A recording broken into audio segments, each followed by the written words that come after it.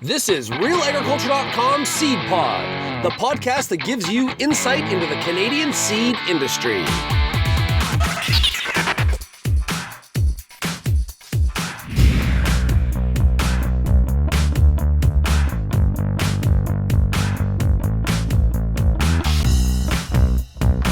Smith with RealAgriculture.com, and welcome to another edition of the Seed Pod, brought to you by BioVision Seed Labs.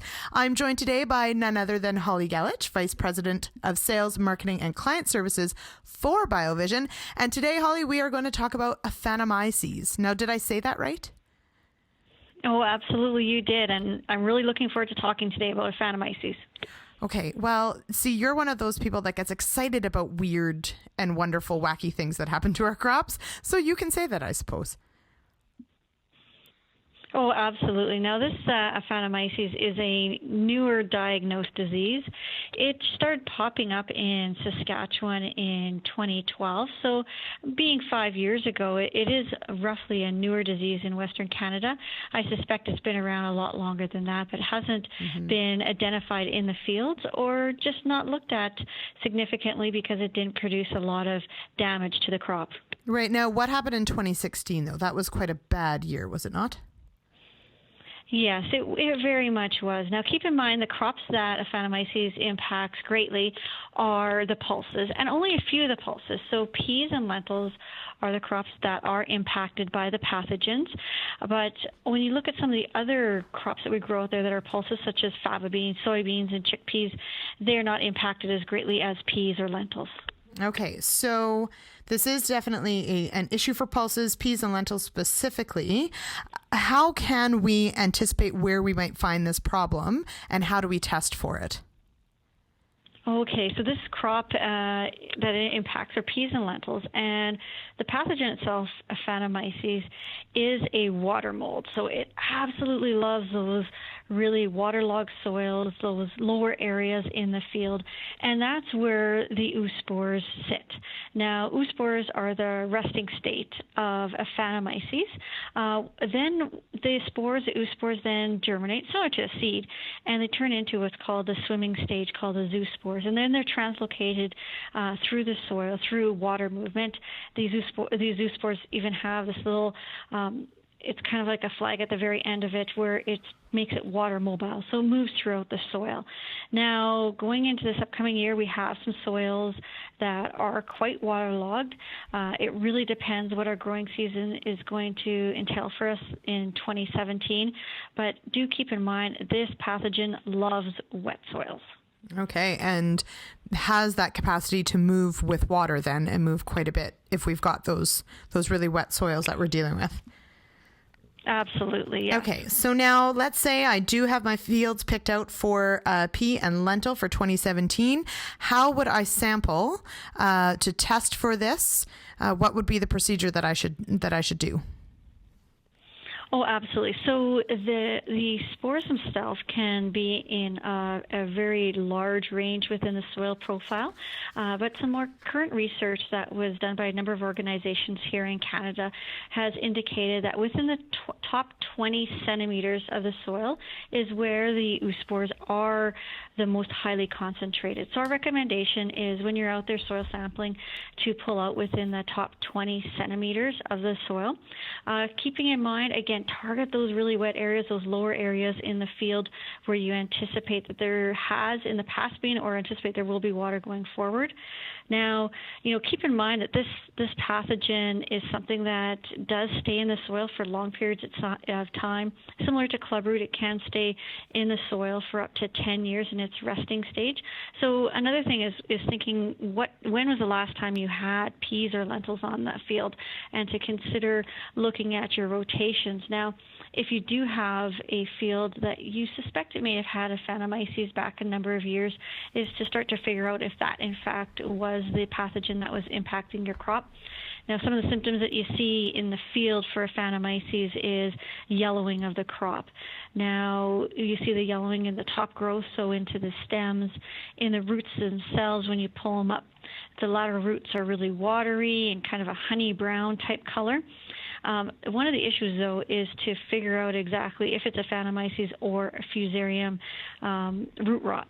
both these pathogens can look similar. The Fusarium tend to produce symptoms where there's blackening right around where the taproot starts, where the seed is attached. So that's another thing, is to keep in mind, think backwards. Did you think you had it in the past couple of years? Because it is very difficult to, take a look at a pea plant that is not healthy and diagnose it right from the plant itself. Right, and I think the recommendation is not, if you know you have a Phantomyces, is to avoid pea or lentil for at least 6 years. So it, as you mentioned, it does stick around just so long. So I suppose maybe to confound this somewhat though, is if you suspected you had a Phantomyces a few years ago, but you didn't confirm it, so the population doesn't really drop off dramatically in those years in between? It still will stay around, especially in these waterlogged, moist soils, which we've seen across Western Canada for past couple of years. Now, the best way to test for it is to conduct a soil PCR test, which our lab can conduct.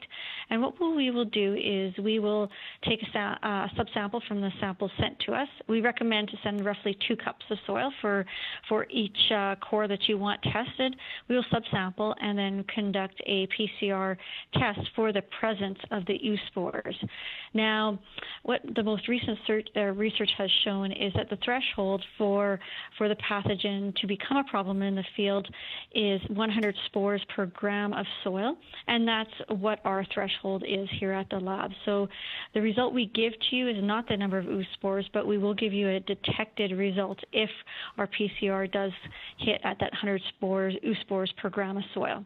Okay, so if I've sent in my soil samples and I've asked for this test, so it's not, would I see it as a positive if it's over that amount, or do you still give sort of an amount of infestation, or is it just sort of a positive negative if it reaches that threshold?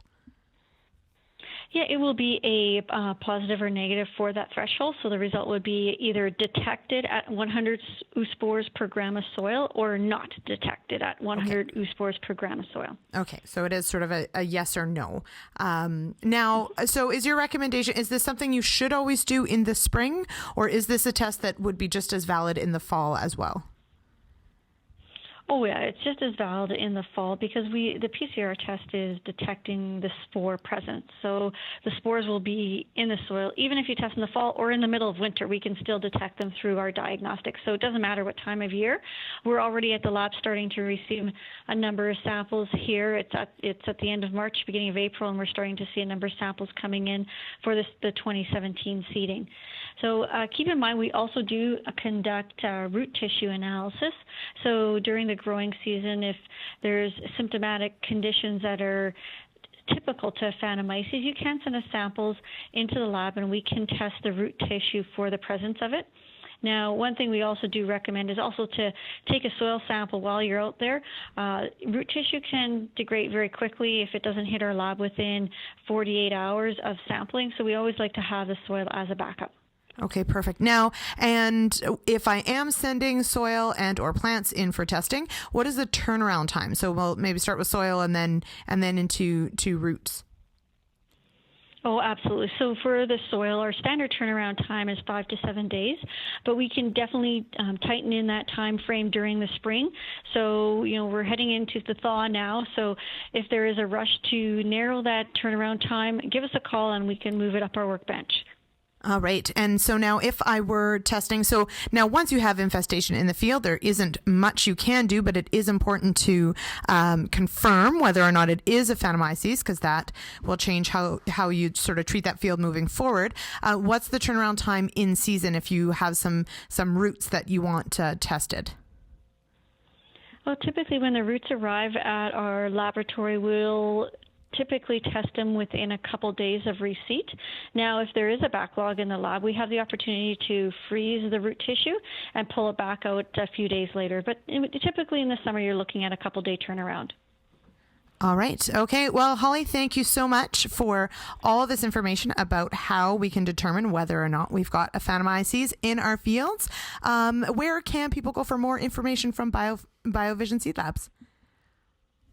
Well, we have a number of different resources. You could check us out at biovision.ca. That's a fantastic resource. There's a technical bulletin as well as a chain of custody form for Aphanomyces. You could also follow us on Twitter, seed_testing. Those would be the two spots that you can find out majority of our information. Wonderful. Okay, thank you so much, Holly.